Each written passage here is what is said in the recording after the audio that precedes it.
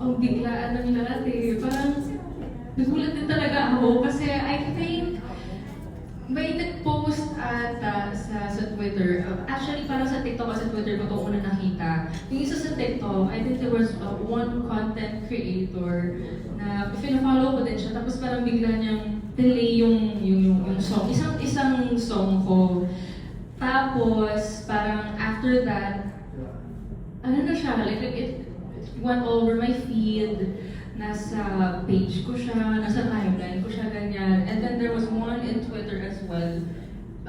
Another song din naman yun. Tapos parang hanggang sa nagtuloy-tuloy na, hanggang sa yung ibang mga songs ko din.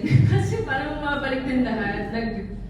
Bumabalik talaga, nag-resurgence yung yung mga kanta ko, yung mga luma kong kanta, which I'm so very grateful for. Kasi ang dami ko, na-realize ko, ang dami ko mga kanta, pero never nagkaroon ng chance na kantahin ko yung mga songs na yon.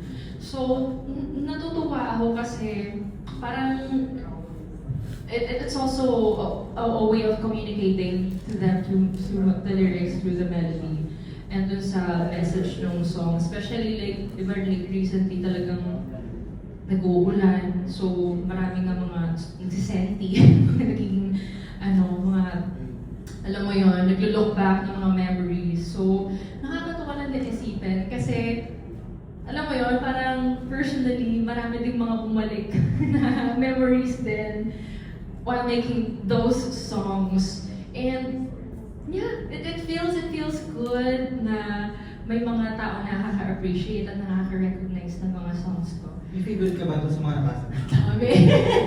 Sobrang dami. Sobrang dami kong mga songs sa favorite ko. Of course, given na yung I'll Be There, given na yung Right Where You Belong, kung maibabalik ko lang, Bakit Ngayon as well.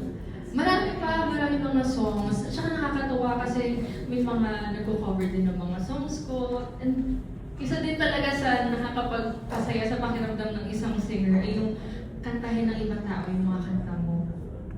Congrats kasi pumasok